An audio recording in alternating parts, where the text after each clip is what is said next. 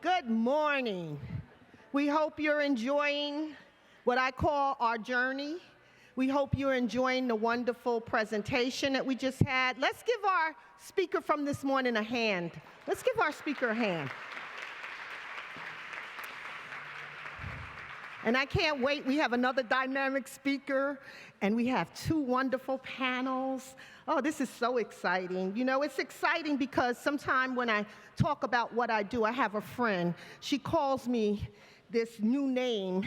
It's called a pracademic. I said, a pracademic? She said, yes, because you're in the community and you're practicing, but you've been on the campus for over 30 years, so we have to respect the fact that you're an academic. So you're a pracademic.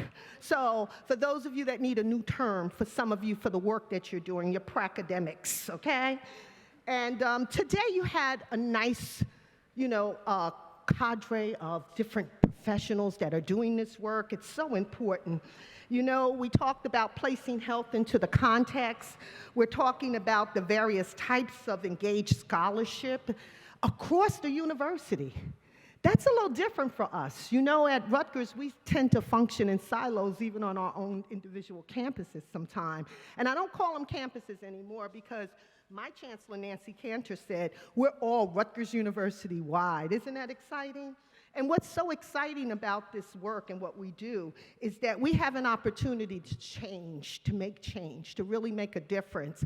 And although in different places and spaces they say it's anchor work, and places and spaces it's community engaged scholarship, and all these different terminologies that we're working on to come together, the real meaning is that we're making a difference. We're making a difference in lives.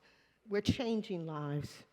And all of you are here because evidently you care. You have a passion for doing that and wanting to learn it more. So today is a day of hearing from others that are doing some of that work, and they're all doing it in different places and spaces. That's what's so wonderful about it. You know, you can't just settle for one space and one time when you're working with community. I think our speaker this morning kind of showed us and said, you know, while, as my chancellor would say, this is messy and hard work, you know, but it's meaningful work. And sometimes we have to speak two languages. And I'm not talking, because yo habla español un poquito, so I'm not talking those languages. I'm talking about the academic language and the community language. And it doesn't mean that you scale anything down. It just means that I need to know exactly what you mean when you say the word research or study, how I interpret it and how you're interpreting it. So today you're going to hear about that from some of our panelists. I could go on and on about our panelists because I happen to know some of them, but our work and the work that they're doing is important. So what I'm going to do is I'm going to tell you just a little bit about each one, because in your wonderful program, all of their bios are here. And guess what? This is the brief bio.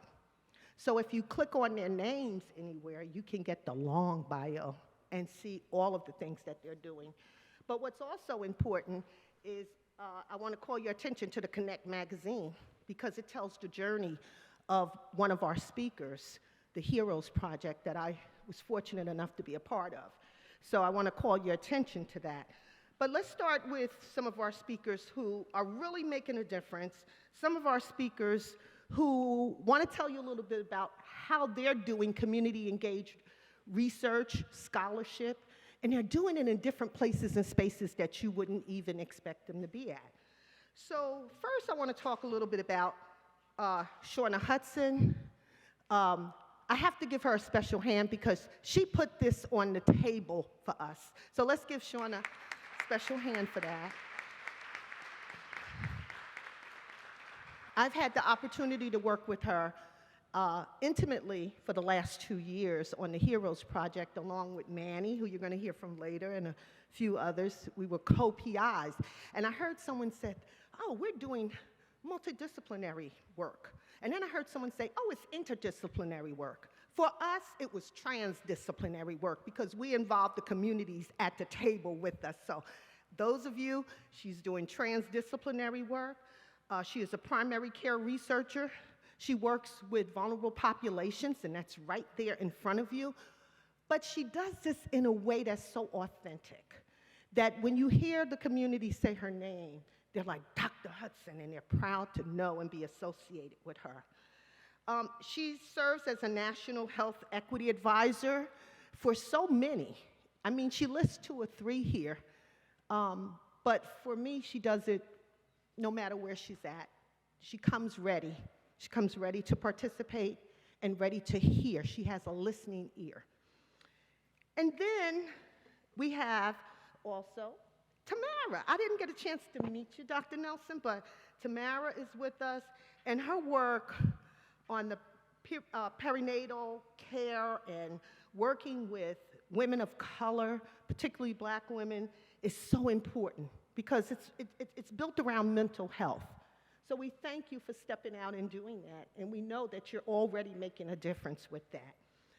Our next speaker, I didn't get a chance to meet you, Margaret, but Peggy, right? And Peggy Swarbrick. Peggy, while she's the Associate Director of the Center of Alcohol and Substance Use Studies and Research Professor, Peggy has done a lot of work with working with communities, and she has this special ear for understanding health disparities. So I really want you to tune in to Peggy because she's been addressing it through different areas with social determinants of health, employment, trauma, self-care, and I think you heard about that self-care this morning a little bit. You know, what do people care about? They care about everything but health, but they need to understand that if you're not well and I'm not well, I can't take care of my family. So at some point, you know, what you're doing, it comes to the forefront, and thank you so much for that. And then my friend and colleague, who I mean, it's so exciting just meeting him on the streets of Newark all the time when we're walking and going for lunch, or you going where? I'm going over here. But I want to say David Trout, Professor David Trout, I tend to do that, not just because he's and I call him my neighbor, he's the next town over, so when I go to Mount Clair, I think I'm going to see him all the time, looking for him. But he does something different. I met him a few years back, way back, and we were doing something on communities and housing. And I said, can you speak to them? Because this community group, it was a big community conference. I said, I don't know if they get it. I don't know if they get that health is tied in with housing. And after hearing him, everyone was like, wow, we know now how health and housing impacts and how it's really integrated. And you're going to hear about that. And he's also on Affordable Housing Committee with the City of Newark, where he has to do a presentation this afternoon. So you know, we were like, but you have to be here this morning, please. So we're so glad to have you here, and thank you for your time. So I'm going to just ask you, you're going to hear each person, and the only thing I'm going to ask you is to hold your questions to after everyone is done, and then if you have questions, we will take questions from you. I asked also each person, because I didn't feel I need to read the bios, all of you here have the bios in your booklet, and I asked them to just integrate a little bit about their passion and their work, to kind of integrate that into a little bit of why they're doing what they do. So I turn it over to you now, to our wonderful panel. First is our Dr. Shauna Hudson. Thank you.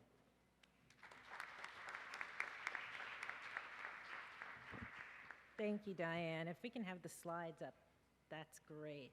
Fantastic. So I'm going to talk to you today about the HEROES Project, which you heard a little bit about in the introduction from Steve Andreasen, and give you sort of the 20,000 view foot of what that project is and kind of how it came to be.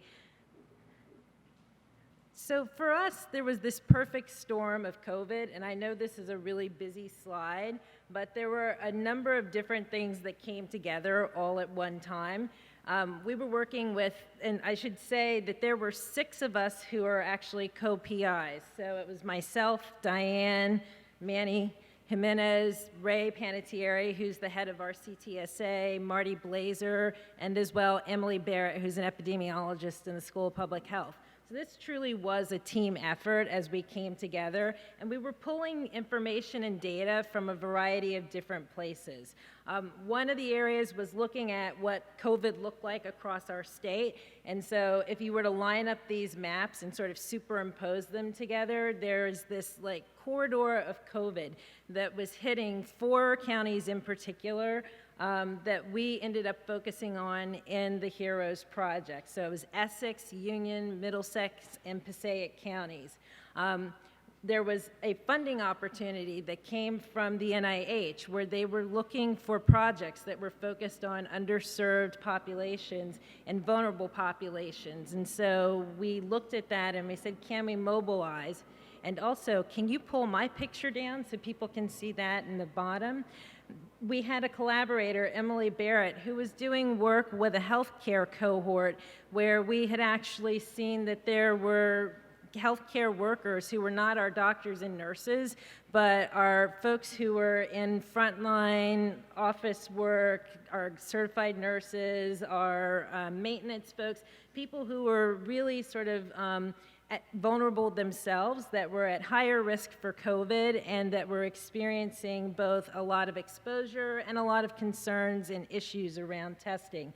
And then finally, Rutgers had developed a COVID saliva test at the very beginning of the pandemic. And so these were sort of all of these both challenges as well as opportunities for us at the beginning of COVID, where we looked to see what can we do within our space to actually address this issue and make it better for others. And so with funding from a program called RADx Up, which is the Rapid Acceleration of Diagnostics that's focused around underserved populations, there were multiple rounds of funding. Our CTSA, which is New Jersey Alliance of Clinical and Translational Science, one of the co-sponsors of today's event, we actually competed for a supplement to our grant that was awarded to our Community Engagement Corps, and we were one of 7 other CTSA collaboratives who received a large amount of money for this particular project. So we received $5 million to make sure that we were helping to advance testing within our underserved populations. And so what we did was we came up with a study and a study idea that was very simple at its core. It was a concrete issue, as Matt talked about earlier, and we said, you know, we have people who are vulnerable. We have particularly our Black and Latino populations who tend to be our healthcare workers in some of the most vulnerable situations, and they're also going home to their communities in multi-generational households. Can we look at outreach strategies and see what is going to be the best way to get the message out about testing and to get trust and to build trust in terms of the messengers and the messages that go out? So we wanted to do 2 things. We wanted to co-construct with community organizations messaging for our communities around this. And in doing so, we did it in 2 different ways. So we did virtual community conversations, which were basically focus groups and individual interviews that ran from November of 2020 until about January 2021. And we spoke with about 111 individuals about what their issues were, what their experiences were during COVID.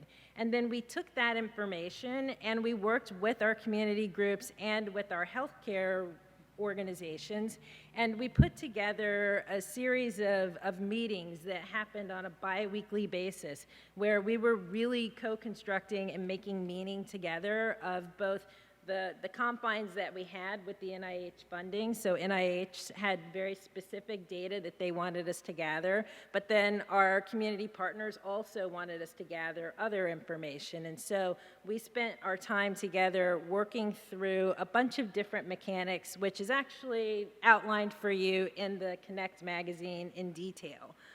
So I'm not going to go into a lot of detail here, but give you sort of the 50,000 foot. So we did a lot of biweekly sessions where we worked through our qualitative findings. We talked about COVID, we talked about variants, we talked about the testing, what's acceptable and not acceptable, and really listened to our community organizations.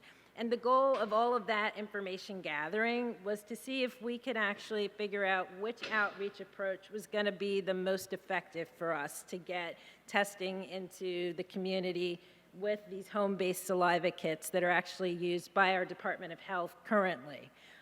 So we were looking to see with the community-based arm whether or not, how many people would actually do this, and it was a race to the top for the two arms. So whichever arm got to 1,000 people first won. So again, very simple study design, and we were interested in which arms would accrue what types of people, and what supports would we need to do in order to make sure that things happened for them. So I'm going to fast forward very quickly, but I think one of the hallmarks of really good community engaged scholarship is making sure that you get your messages out. And so some of the things that we did with our partners, both as co-constructors, but also as co-authors, as we wrote papers that were published. One was published in JAMA Open Network, another one in PLOS One, and we have 2 others that are under review in the American Journal of Public Health for our final findings, but as well the Partnerships Journal, which talks about our journey in terms of how we develop this relationship with our organizations. We published in our regular areas, but I think more important to our community partners was that what we published then got picked up and then blew up in the press in different ways. And so they were actually really excited when our work was highlighted on NPR and Telemundo and Fox News and Star Ledger and the New Jersey 101.5. So a number of different media outlets were looking at our work and taking the messages that we found about what was the New Jersey experience around COVID and testing and moving that forward. In addition, we have the Connect magazine. That was something that was tangible, that's not necessarily a research product for us, but really important for telling the stories, and particularly for our community organizations to be able to share what their journey and what their contributions were. And then as another dissemination project, which I'm going to close with here, is we also did videos and video vignettes about the experience of heroes. So what I wanted you all to sort of take home from my talk is that there are multiple ways to be able to get the messages out, and it's really helpful when people can see themselves and tell their stories in their words, and I can't represent their words as well as they can. So with that, I'm going to go to our next piece and hope that the video goes. So let's see.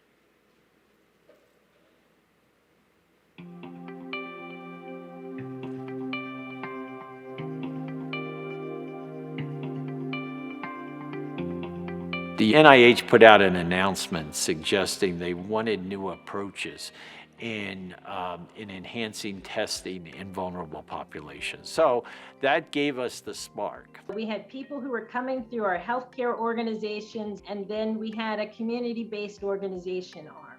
And the goal was to see through recruitment which of the 2 arms would actually accrue the fastest. The best part about the NJ Heroes 2 project is seeing all of these communities and representatives that were part of the project working together in one accord toward a common goal. When I heard about this, I was like, wow, CNAs, custodians, dining assistants, we are the ones also heroes. So this was an opportunity to bring to my community resources and services that they would not have ordinarily received. If we're trying to reach Latino families, it should be Latino families that they see on the marketing material. It was really exciting for me to be a part of a project like this because I got to see firsthand the way that community members and healthcare organizations could voice their expertise and opinions with and 2 researchers and see that make a difference in how the research was being done in real time. We were doing our best to increase testing in underserved communities, but we were all being impacted in our own ways. We were still in the height of the pandemic at the time when this work kicked off, and to see individuals showing up every week, week after week on these meetings and participating actively in the discussions and wholeheartedly was something that was reassuring and kept the momentum and the energy of this work going. We had ongoing meetings, timely meetings, where they had lecturers come in and epidemiologists and all sorts of professionals that were able to educate us so that when we went back wherever it was, to our community, to our churches, wherever it might be, that we were better equipped to be honest, to be forthright about what this is and what it isn't. Some of the biggest challenges that occurred, I think, were directly related to the pandemic. And so it was such a rapidly evolving process. If I think back, what made it successful, it's that we got the community involved from the very start. Not like it was an add-on, but it was a central part of the project. If there's a next project, I would do it the same way. We had over 5,000 people click through our website to express interest in participating in the study. That's like an amazing number of people, and that's really because our community partners know what they're doing. That's not something that the researchers could have done on our own. I was most proud of the results of our research, and I take ownership and say our research because we really felt a part of it. It's eye-opening to see the community embrace the world of the university and say, I get it now. I get what research is, I get what a study is, and it's not harmful to me. It's ways of understanding it, and it's ways of embracing it in a different way.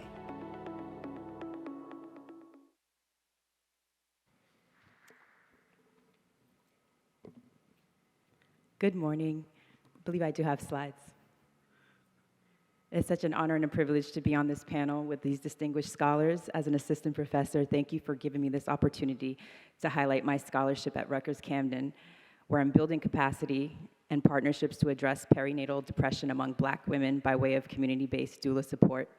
So in this talk, I'm going to briefly explain why perinatal depression among Black women warrants our attention. I'm going to highlight a little bit of my work examining the intersection of racism and sexism, also known as gendered racism, and how that's associated with psychological distress, and also how gendered racialized roles, such as strong Black woman and superwoman schema, in response to this stress, amplify and weaken this relationship. I'm also going to talk about this in the context of working with community-based doulas, because community-based doulas in particular are on the ground, they're seeing this, they know this, and also because they asked me to. And so to provide some historical context very briefly, in 1850, the infant mortality rate of enslaved African women in the United States was twice that of white women. 172 years later, this is the same. Black women are 3 to 4 times more likely to die in pregnancy or childbirth-related outcomes compared to white women, and we know that biological, socioeconomic status, prenatal health behaviors do not explain these disparities. Long-standing structural inequities stemming from institutional and structural racism in the United States do and have resulted in Black women experiencing more trauma and socioeconomic inequity, less access to health care, and less social support during the perinatal period. And so rightfully so, and understandably, birth equity is a national priority in general and for the state of New Jersey in particular. However, less attention has been afforded to mental health equity among Black women. For example, prevalence estimates from over 10 years ago have that Black women experience perinatal depression at 28%. In a recent study, Black women, more than any other racial or ethnic minoritized group, reported elevated symptoms of depression throughout the perinatal period, yet they were 4 times less likely to receive mental health counseling. And so researchers have consistently found that Black women are less likely to be screened for and diagnosed with perinatal depression and anxiety. Further, when screening occurs, we find that there are elevated rates of anxiety and depression throughout the perinatal period, which is something that we're currently trying to address. And so how are we addressing this? Unique stressors linked to gendered racism we know increase psychological distress in general. They also result in decreased help seeking among Black women. In some of my own work, I found that gendered racism is significantly associated with gendered racialized distress, which also predicts anxiety and depression by way of social isolation. During the perinatal period, more recently, we found that gendered racism also predicts pregnancy-specific distress. And this is important because we know that poor treatment by providers throughout the birthing process is also related to pregnancy-specific distress. In a recent secondary analysis that we just published, we found that poor provided treatment was also associated with postpartum depression positive screening for Black women. And of course, we know this is concerning given that Black women are less likely to use formal mental health services for very good reasons, such as cultural mistrust, discrimination, stigma, and the use of informal social support, such as cultural traditions and spiritual traditions. And so we have also found that Black women do sometimes delay treatment because of these reasons, because of the lack of providers and the lack of providers that are culturally humble, and that incorporate spiritual traditions that are relevant to African-centered psychology and traditions. And so we also know that Black women in particular may adhere to gendered racialized roles such as strong Black woman or superwoman schema, which is in response to this gendered racialized distress.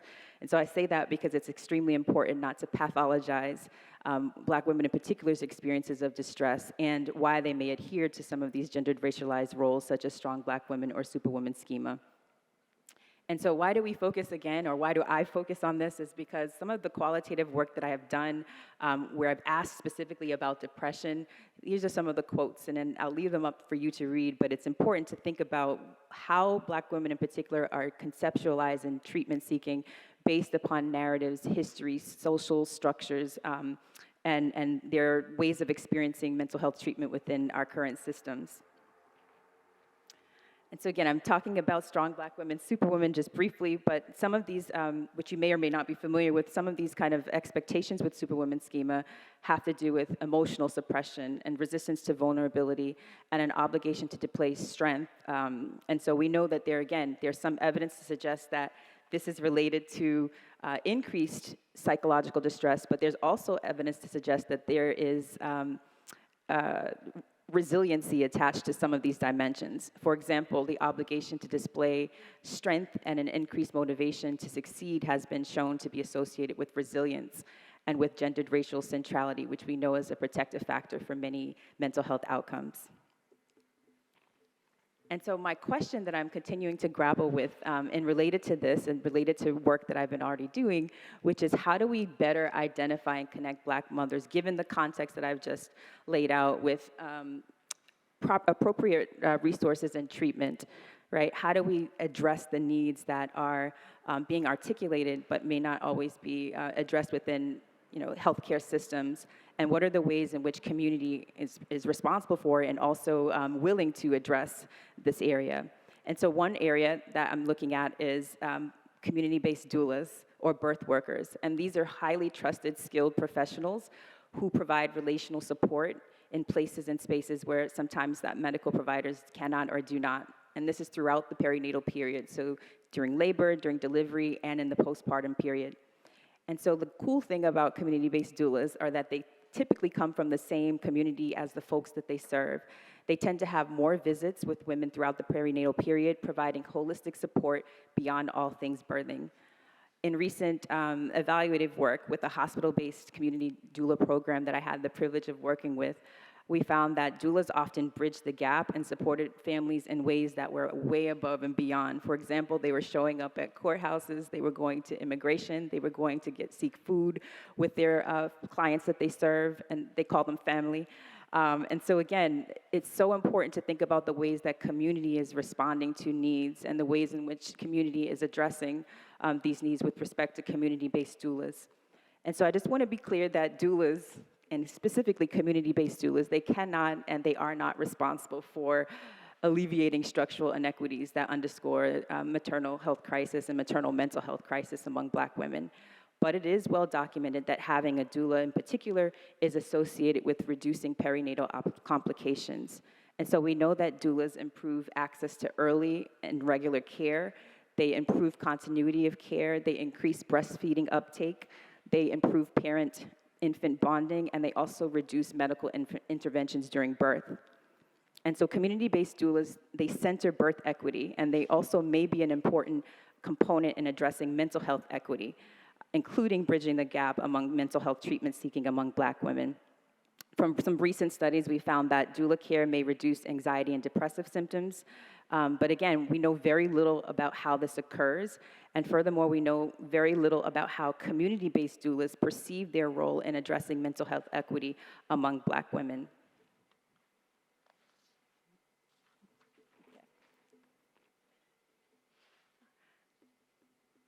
Sorry about that. Okay, so what I'm working on now really is to start designing this work, because I was asked by community-based doulas from a hospital-based program that I work with to address mental health and how they can think about how they can start to screen and detect perinatal depression among Black women during the perinatal period and throughout. And so I've designed a qualitative study that is really informed by community-engaged practices so that I can better understand how doulas perceive their role in screening, brief intervention, and referral to treatment, which of course borrows from the SBIRT model that's used in addiction research. And so right now, it's very early, but this is kind of a framework that I'm using with doulas, by doulas, for doulas, and with doulas. Doulas have been involved in all stages of the research design. They have provided feedback on the questions that are being asked, and they have lots to say about the current screening tools that we use to detect depression in primary care settings and also in research. And so part of this work will be to, again, to just understand better how doulas are thinking about this work, what are they perceiving as the needs of Black women, and how do they think about their roles as responding? Because we know that mental health is not a part of doula practice, but doulas are there throughout pregnancy and are there throughout the birthing process and in the postpartum period, and so they are uniquely qualified in some ways to kind of detect these things and bridge Black women with treatment sources in ways that maybe we're missing in mental health care settings in particular. So here are some of the research questions that we're focused on and that were co-created with doulas. What are the mental health needs of perinatal Black women? What is the role of doulas, of course, in identifying perinatal depression? And then what screening tools for doulas are acceptable, feasible, and appropriate for them to detect perinatal depression? And so this is what we're doing. We're collecting, again, 30 or so interviews with doula using purposeful, convenient, referral-based sampling. And of course, you just need to identify as a community-based doula, and you need to just work with perinatal Black women. And here are some of the questions that were designed with doulas. There are quite a few more, but just for purposes of time, I'll just include those particular questions as sample interview questions. Skip over that. And so what am I doing with all of this? I'm aiming to build this partnership that started a very long time ago while I was a graduate student, interested in maternal health equity, working with doulas to better think about their process and think about how researchers in particular can aid that process through formal study. So what we're trying to do also, we're trying to develop a doula-centered practice. So this is for the intervention arm, which is to come up with how doulas, in collaboration with the people that they work with, are going to think about detecting perinatal depression, which we know we have issues with detecting. And so this is what we're doing. We're hoping to advance mental health equity. We're hoping to provide context and nuance to research. One particular doula that I work with very closely has always impressed upon me and encouraged me to share, please don't weaponize data against us. Please give context and history and systems and structures when you're talking about how we are experiencing things in response to these inequities. And so we're trying to do what works and develop tools by us, for us. Thank you so much for your time and attention. Well, thanks everybody for this opportunity to talk about some of the work that we've been doing at the Center of Alcohol and Substance Use Studies. And so my name is Peggy Swarbrick, and I'm a professor over there. And what I want to talk a little bit about is this idea of community-engaged scholarship and how we're really embracing this notion of wellness and really using co-production. So that's really kind of what I want to do now. And we also want to figure, my boss, Dr. Ken Gill, I previously worked in the School of Health Professions. He used to say, Peggy, you got a PhD it's starting here, push here, dummy, trying to figure out the way to push this. That's the hard part of it today. But what I want to talk a little bit about is how we at the Center of Alcohol and Substance Use Studies has a rich history of engagement. We actually came from Yale to Rutgers in the 60s. And we've had a really rich history of the center, really engaging the community. We were really some of the first work on alcohol and research and training and education. And we've continued that. We are called the Center of Alcohol and Substance Use Studies now to really embrace a new focus. And some of our new focus has really been on this idea of wellness in recovery. Winner, as we just had our community engaged event the other day, and one of the people sent me an email and said, winner is a winner, W-I-N-N-E-R. The work that we're doing to try to really engage the community by focusing on wellness, which I'm going to highlight, using co-production strategies, and most important, really being able to bring in people, the voice of people who have the lived experience with substance use, mental health, trauma, providers, the community, families, really bringing in the full partnership to really guide the education, the research, the advocacy, the policy work that we want to do. And when we formed the winner, we're really committed to bringing people, all facets of the idea of addiction, but it's also with the intersection of mental health, trauma, racial reckoning, to understand all these factors, so important to inform our research, our training, program development, and those scholarly activities. So this has been a piece that we've been focused on, and particularly thinking about wellness. When we think about wellness, and I want to bring our attention to this idea of wellness, the 8 dimensions of wellness. So we heard about health, physical health. People are not so interested. You saw on the slide. They are interested. When we put it in the context of wellness, people have physical, spiritual, social, intellectual, occupational, environmental, financial needs and strengths. You could be out on the street, homeless. You could be in an institution. I have been doing decades of work on wellness with people. And when we talk about their wellness, their eyes light up.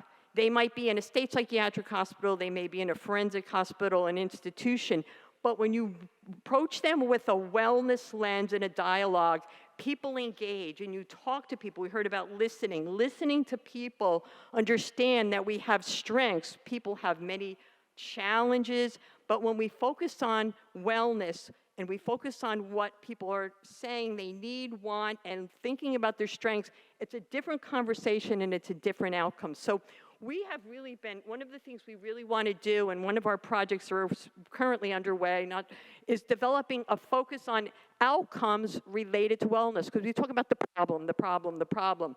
What about the wellness in the person? What about the physical, social, emotional, intellectual, spiritual? We heard that in the earlier presentation. Strengths people have, bringing that to the conversation, and we're actually currently working on putting together an instrument I've been using for decades with no psychometric properties of it.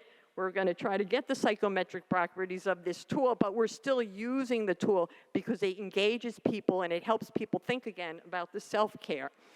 One of the things we were very fortunate to do last year was to get a winner addiction advocacy research program where we could really get some funding, some modest funding to really start using co-production, community-based participatory principles in the work. It was establishment of an advisory board, which we've been successful in the last year, and starting to create interdisciplinary partners, which we're looking for more and more. We have some. We were able to find funding support for scholars. We have scholars that are working on the development of a wellness model for young Black adults and intervention, as well as using an app for some trauma-informed work, where the scholars were able to work closely with this community advisory board I'll talk about in a minute that represents a wide range of those stakeholders I mentioned before. We also were able to do some seminars, and last Friday we were able to have an event with 70 people to disseminate what we were to do. We also had people presenting posters. Our community partners presented their posters of what they were doing. So we really wanted to be thinking about it. A wide range of community advisory boards. You can go on our website to see the wide range of individuals with lived experience, families, supporters, providers.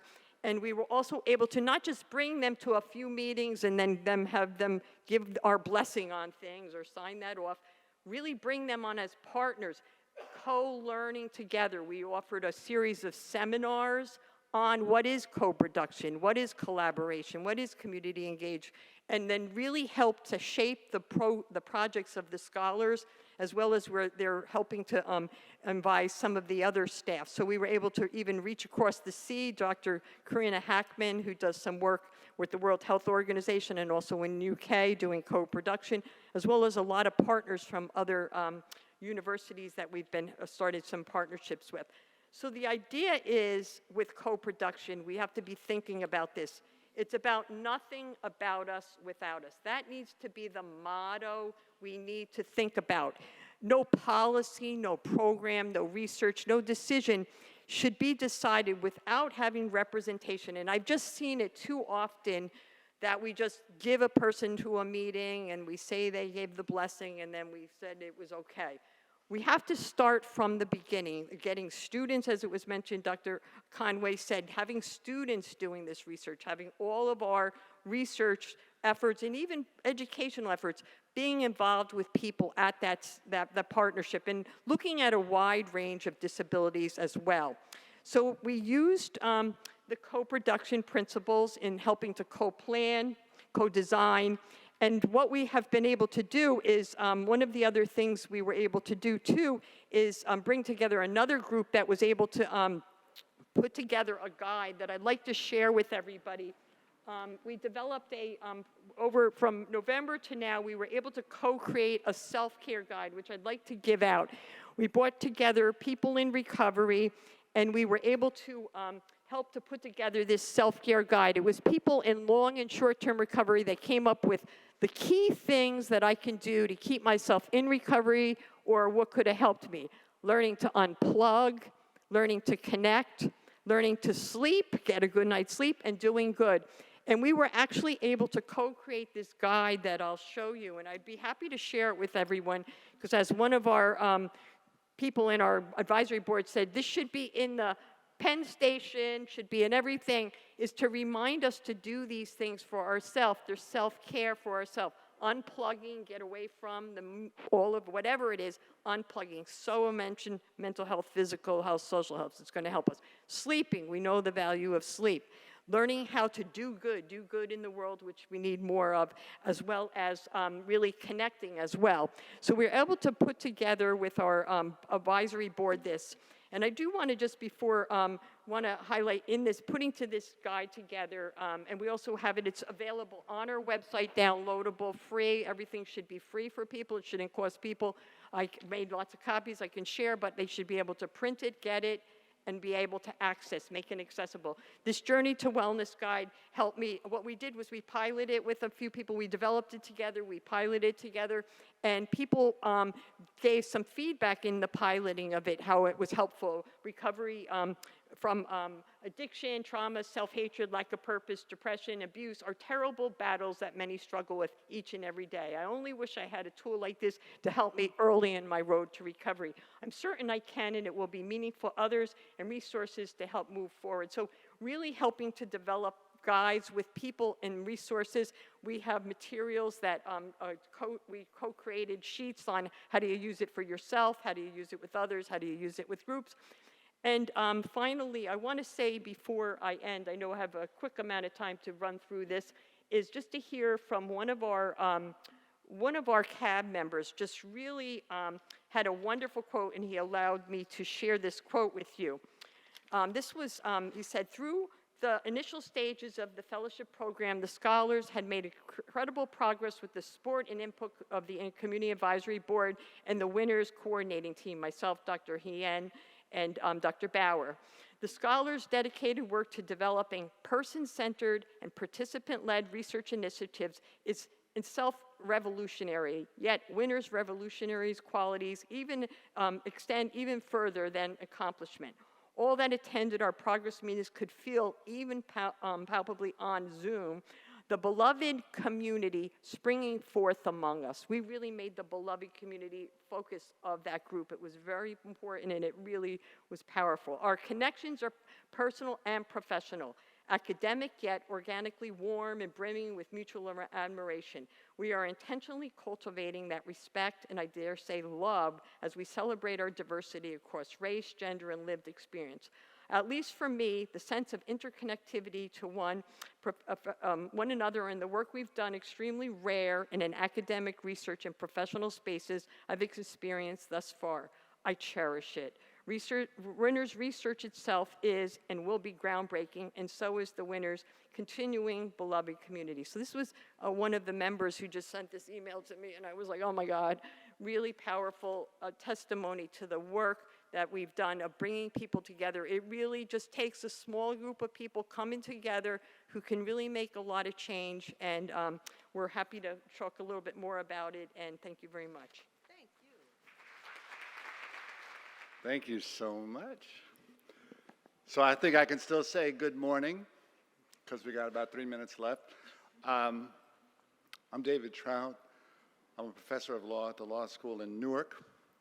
I am also the director of the Center on Law, Inequality, and Metropolitan Equity, CLIME. And my remarks today are really about an approach to publicly engaged scholarship rooted in legal principles and legal advocacy.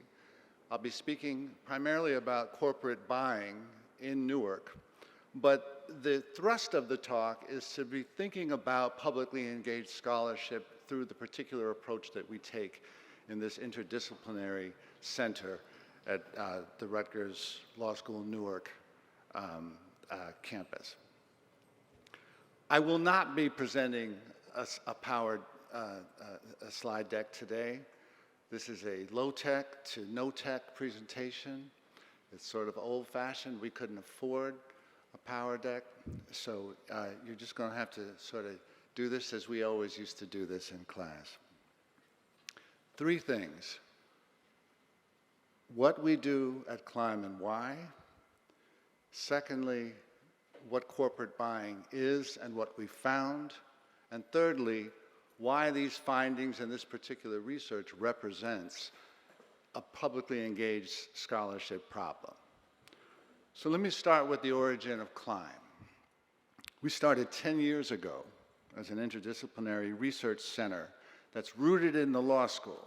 It was recognized that it would come out of legal principles, legal forms of inquiry, and legal forms of advocacy, which can be distinct from other modes of academic analysis, in part because we often reach a normative conclusion. It is not enough to simply describe the problem. It is also critically important that we attempt some say on the normative solution to that problem, that we think within a remedial orientation.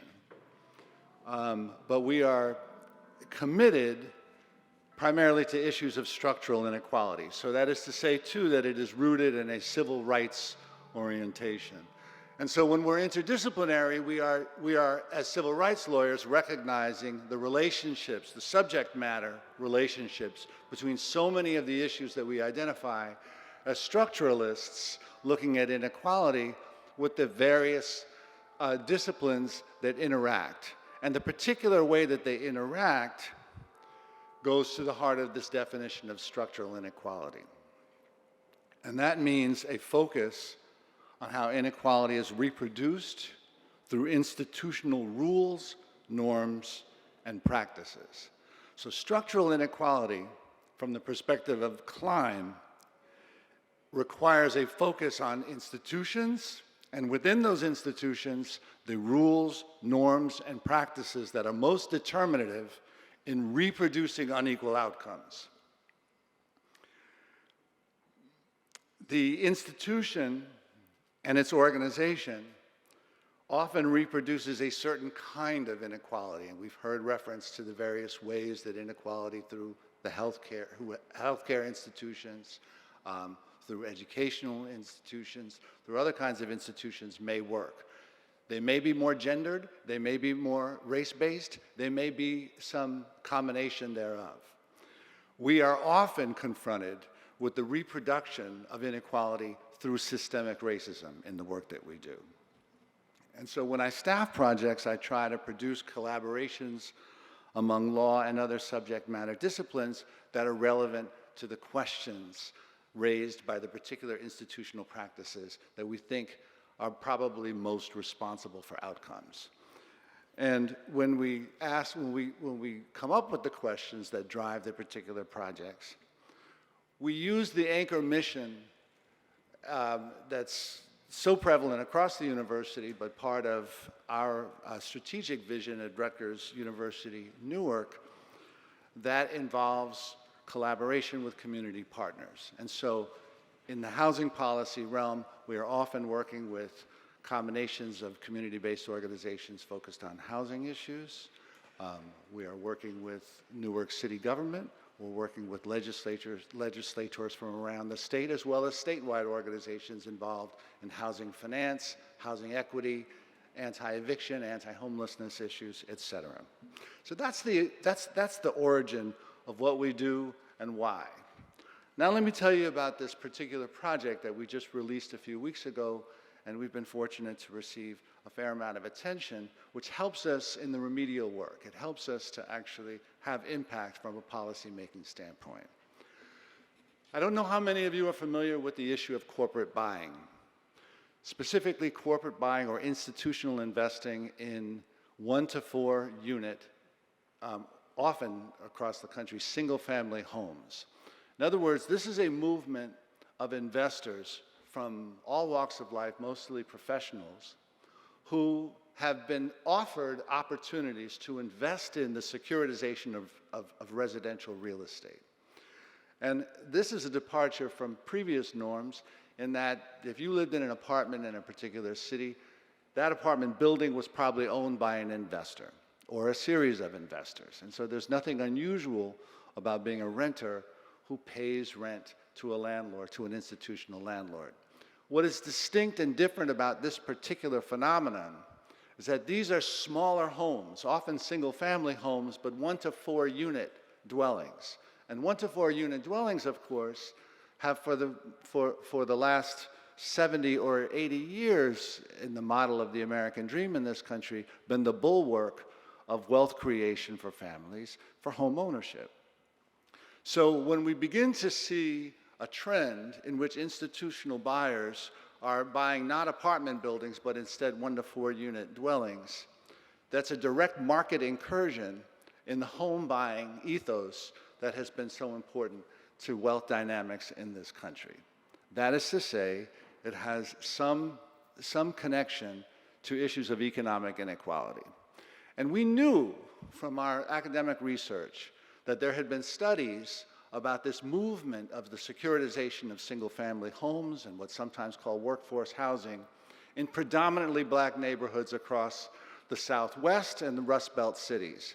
We knew, for instance, from the Washington Post and the Redfin study that in places like Atlanta, we were seeing investor buying or institutional buying in predominantly black neighborhoods as of about 2010 that were at the level of 30% of transactions. 30% of transactions in these neighborhoods were by institutional LLCs, large-scale investor groups that were coming in and buying up neighborhood homes for one primary purpose, and that was to rent them out.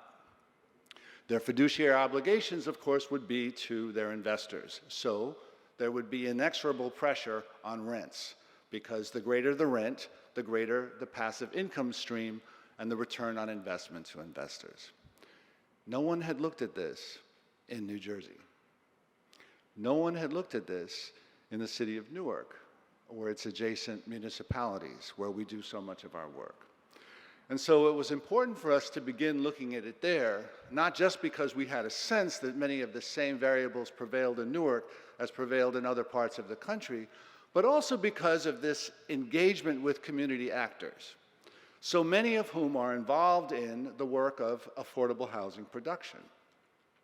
And they were getting outbid. They were trying to buy properties for the purpose of building affordable housing, and they were being beaten out on a consistent basis. And that was one of the first signs that something was going on. So we put together a research design, put together a team, mostly my senior research fellow who comes out of the Blaustein School, a recent doctorate, an expert in housing finance. She led the investigation into the actual transactions. I had 2 law students who were doing so much of the legal research. I did a lot of the policy and legal research myself, and we worked again with the Newark Community Development Network. And let me tell you what we found. We found that the problem that was so pronounced in places like Atlanta was much worse in the city of Newark. That a half, 47% of all 1 to 4 unit dwellings sold between 2017 and 2020 went to institutional buyers. And what was happening was that this was a movement that had begun with the foreclosure crisis, that in the very beginning in let's say 2010 to 2012, New Jersey uses a judicial foreclosure crisis, so it takes about 2.5 years for a foreclosure to actually hit a sheriff's sales. A little different than in other places. In any event, out of the foreclosure crisis came these investors who would buy up in these neighborhoods. And that became a business model, so that by 2017, half of all transactions of 1 to 4 unit dwellings were to institutional buyers. But what was important was to recognize, too, where in the city of Newark this was happening. This was happening in only 2 out of the 5 wards, and in 5 particular neighborhoods within those wards. And these were neighborhoods that had had the highest rates of home ownership in a city with relatively low rates of home ownership. And almost all this home ownership was black home ownership, and so much of this home ownership had been decimated by the Great Recession and the foreclosure crisis that followed. In other words, this was black wealth that was now converted into institutional wealth through anonymous outsiders who were buying it up at a tremendous clip. We found, too, that these were thousands of transactions, spending millions of dollars, that this activity was almost entirely anonymous. If you look at the report, and I urge you to look at clime.edu, climb.edu, it's on our website. It's called Who Owns Newark? You will see that you cannot actually figure out who owns Newark, because most of these transactions, all but about 25%, which required enormous digging, are anonymous. We don't know who these people are, in part because they hide their identities through labyrinthine type transactions that nobody we talked to among real estate professionals could figure out. I mean, the logic was almost impenetrable. But beyond that, there's no requirement.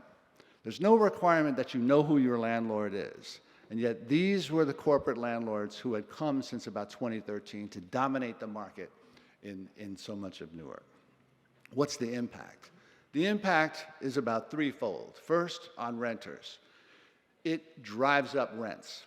In exactly those same areas that corporate buying concentrated were also the areas that a previous study of ours had shown were the greatest areas of an affordability crisis. In other words, displacement risk among renters in a city where 80% of Newarkers rent their homes was, excuse me, this is a corporate landlord, Fly, who has really had about enough of this talk, and it's just, you know, wrap it up, Professor Trout.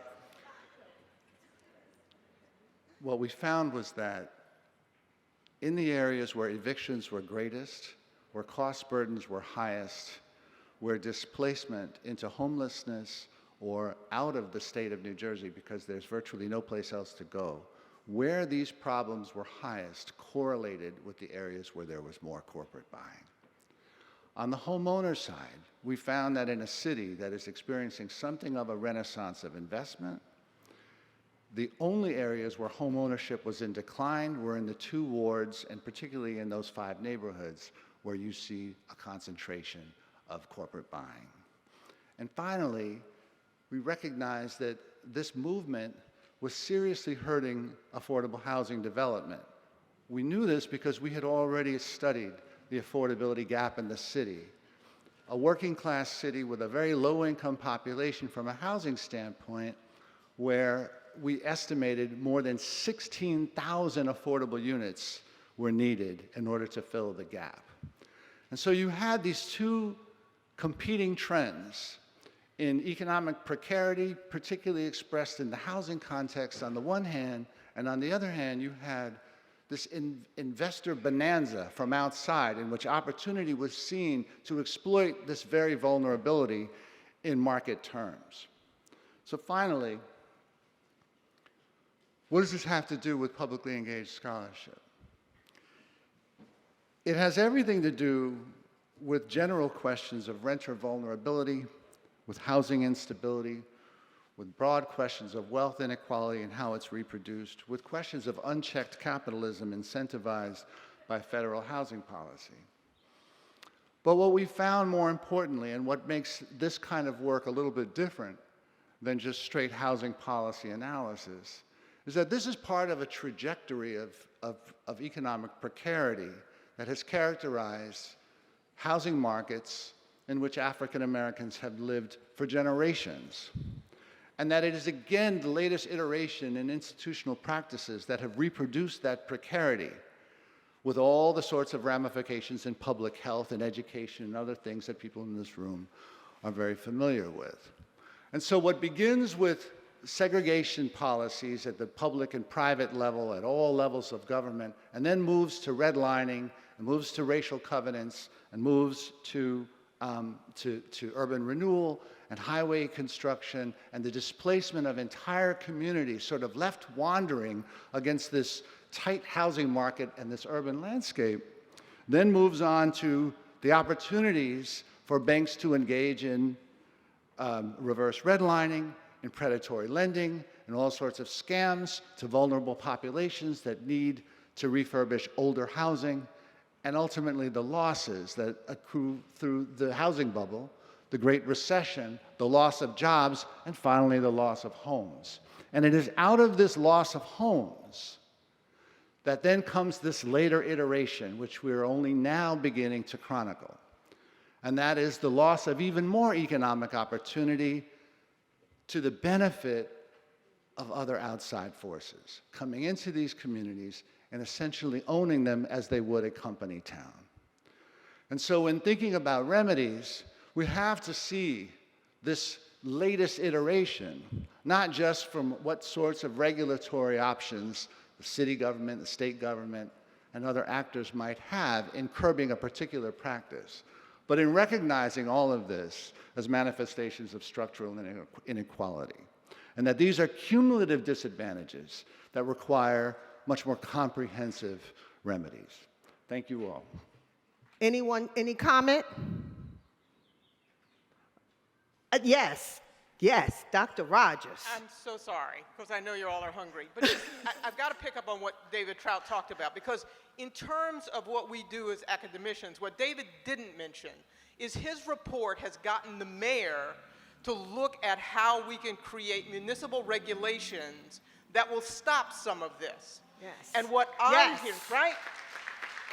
And what I'm here to say, and I don't think I'm going to get any trouble with whoever's in here as a heretic, is that if you can write a report like this that changes public policy, that impacts the lives of hundreds of people, not only should you be applauded in here, but you should get tenure for it. Yes. Thank you. Thank you. And don't forget, all of these individuals are sitting in places and spaces. Find your way to places and spaces. He sits on the Equitable Housing Committee that the mayor has appointed. Shauna sits on various committees. All of them are on various committees. And I'm just going to end so that we can get to our lunch, because I saved a quote, but it reminds me so much of you, Peggy. It's really your work. It's never doubt that a small group of thoughtful, committed citizens can change the world indeed. It's the only thing that ever has. Margaret Mead often says that. I don't agree with everything that she says, but I agree with that. And I agree that our work is important, Our work is necessary.